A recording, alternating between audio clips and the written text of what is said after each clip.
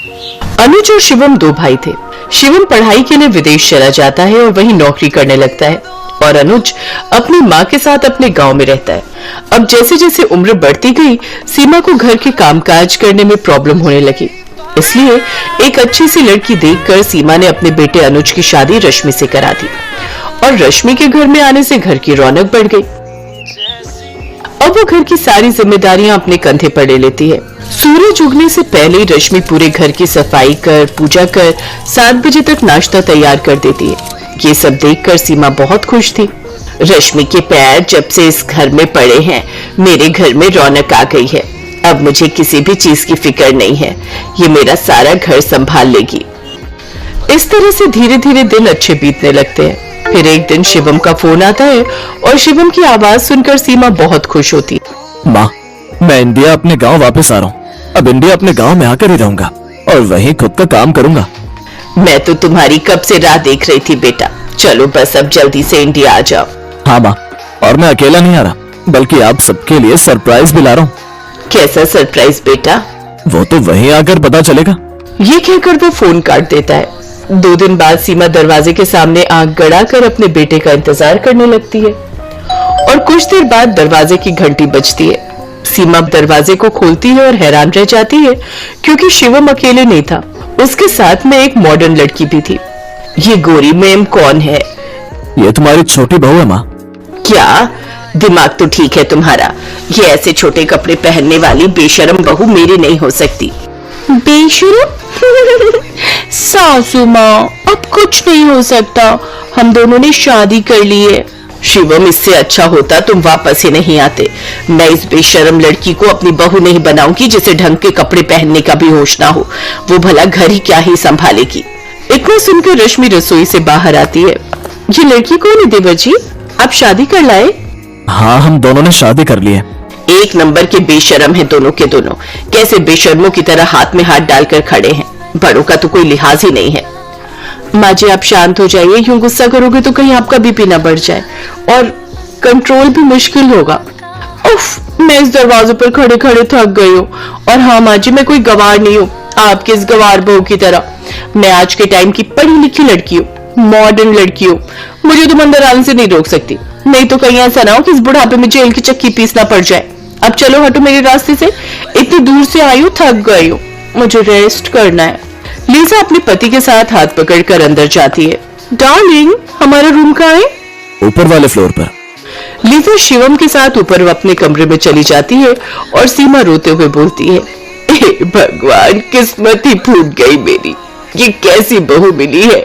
इतनी बदतमीजी से मुझसे आज तक कोई नहीं बोला जितना ये लड़की बोल कर गई है। माँ जी आप अपना मन छोटा मत कीजिए, मैं लीजा को धीरे धीरे इस घर के रंग में ढाल लूंगी।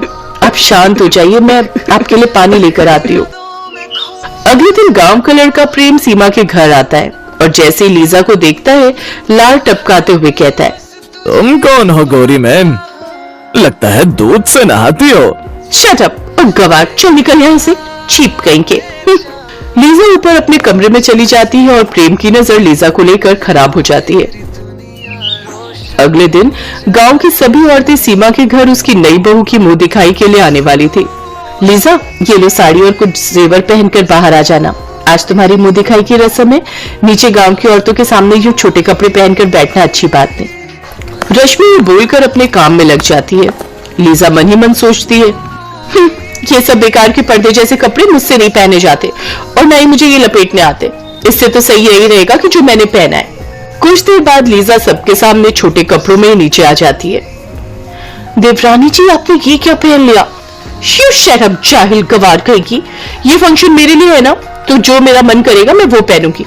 अब मुझे एंजॉय करने दो। इतना बोलकर लीजा सिगरेट निकालकर पीने लगती है और गांव की औरतें ये सब देखकर बोलती हैं, हाय दैया, तेरे तो भाग्य फूट गए सीमा। एक तरफ तेरी ये रश्मि संस्कारी बहू और दूसरी तरफ ये तेरी लीजा बेशरम बहू। इन दोनों का तो कोई मेल ही नहीं है। इससे तो अच्छा होता तू अपने बेटे को विदेशी ना भेजती, कम से कम ये बेशरम बहू तेरे पल्ले तो ना पड़ती। देखो तो कैसे खुल्लम खुल्ला सिगरेट पी रही है, पूरे घर में धुआं कर दिया। चलो चलो यहाँ से। सभी लोग वहां से चले जाते हैं। सीमा को ये सब देखकर लीजा पर बड़ा ही गुस्सा आता है। ये लड़की न जाने कौन से जन्म का बदला लेने आई है हमसे। पूरे गांव में हमारी कितनी इज्जत थी, लेकिन अब इसने तो हमारी नाक ही कटवा कर रख दी। ओह गॉड, फिर से वही मेलोड्रामा। सासू मॉम, मैं एक एनआरआई हूँ। मेरे मॉम डैड शुरू से ही बाहर रहे हैं और मेरी परवरिश भी वही हुई है। वहां ये सब बड़ा नॉर्मल है, तो चिल करो ना। रश्मि बहू इसे ऊपर अपने कमरे में भेज दे और बोल दे नीचे आने की कोई जरूरत नहीं है। मैं इसकी शक्ल भी देखती हूँ ना तो मेरा बीपी बढ़ने लगता है। लीजा तुम अपने कमरे में जाओ ऊपर, मैं तुम्हारा खाना वहीं ले आऊंगी। अब लीजा ऊपर अपने कमरे में चली जाती है। रश्मि उसे ऊपर ही खाना बनाकर उसके कमरे में दे आती। लीजा भी बड़े मजे से बिस्तर पर पड़े पड़े टीवी देखती या रील्स बनाती रहती, जबकि संस्कारी बहू अकेले ही सब काम करती। फिर एक रोज मौसम काफी सुहाना था। बाहर बादलों की तेज गड़गड़ाहट हो रही थी। ऐसे मौसम में तो बाहर घूमने जाने का अलग ही मजा है। मैं अभी शिवम को फोन करती हूँ। लीजा शिवम को फोन लगाती है। डार्लिंग, मुझे तो लौटने में देर हो जाएगी, यहाँ जरूरी काम में फंसा पड़ा हूँ। अच्छा ठीक है। लीजा अलमारी में से शराब की बोतल निकालती है और अपने बैग में रखकर चुपके से बाहर घूमने निकल जाती है। कुछ दूर चलकर वो एक पहाड़ी के पास बैठकर शराब पीने लगती है। ठंडी ठंडी हवाओं के साथ वो बेहद खुश थी। थोड़ी देर बाद वो वहां से खेतों की ओर घूमने निकल जाती है। अब तक लीजा शराब के नशे में पूरी तरह धुत हो जाती है और रात में लीजा को यूं अकेले देखकर प्रेम की आंखें बड़ी बड़ी हो जाती हैं। वाह रे मेरी किस्मत, आज मौका भी ठीक है और अंधेरा भी है।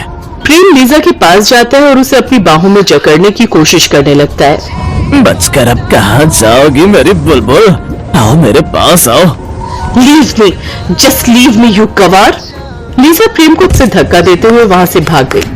तभी प्रेम आवाज मारकर अपने कुछ साथियों को बुला लेता है और बोलता है, अब कहाँ जाओगी जाने मन, हमसे बचकर। तभी रश्मि और सीमा डंडे लेकर आती हैं और दोनों उन लोगों पर डंडे बरसाने लगती हैं। वो सब वहां से भाग रही हैं। तुमने हमारे घर की इज्जत गंवाने में कोई कसर नहीं छोड़ी ना। आज कुछ ऊंच नीच हो जाती तो मैं तो उसी पहाड़ी से शर्म के मारे छलांग लगा देती। भले ही तू जैसी भी है, लेकिन अब हमारे घर की बहू है और कोई भी सीमा देवी की बहुओं की तरफ नजर उठाकर भी देखेगा तो मैं उसका यही हाल करूंगी। अब लीजा को अपनी गलती का एहसास होता है। वो अपनी सास और जेठानी से माफी मांगती है। माँ जी, अब इसे माफ कर दीजिए। देखिए ना, बेचारी इस हालत में भी आपसे माफी मांग रही है। इतने में शिवम भी वहां आ जाता है। देखो लीजा, जिस भाभी को तुम गवार कहती थी, आज उन्हीं की वजह से तुम्हारी इज्जत बच पाई है। तुम्हारी जानकारी के लिए मैं बता दूं, भाभी कोई गवार नहीं बल्कि डबल एमए पास है। लेकिन एजुकेट और मॉडर्न होने का ये मतलब नहीं कि वो अपने संस्कार भूल जाए। अपने परिवार के लिए उन्होंने शहर में मिल रही बड़ी कंपनी की नौकरी तक ठुकरा दी और यहीं गांव में रहकर अपने परिवार के साथ रहकर उनकी सेवा करने लगी। क्या जेठानी जी इतनी एजुकेटेड है, लेकिन फिर भी इनमें कितना सादापन है। जेठानी जी, मुझे भी आपकी तरह बनना है और सासू माँ का दिल जीतना है। क्या आप मुझे घर के सब काम सिखाएंगी? और हाँ, साड़ी पहनना भी बताएंगी ना? ऑफ कोर्स देवरानी जी, आपकी ये जेठानी आपकी हर तरह से हेल्प करेगी। अब अगले दिन से लीजा भी साड़ी पहनकर सबके सामने आती है, जिसे देखकर सीमा बहुत खुश होती है। और अब लीजा भी रश्मि की तरह काम करने लगी और संस्कारी बहू की तरह ही रहने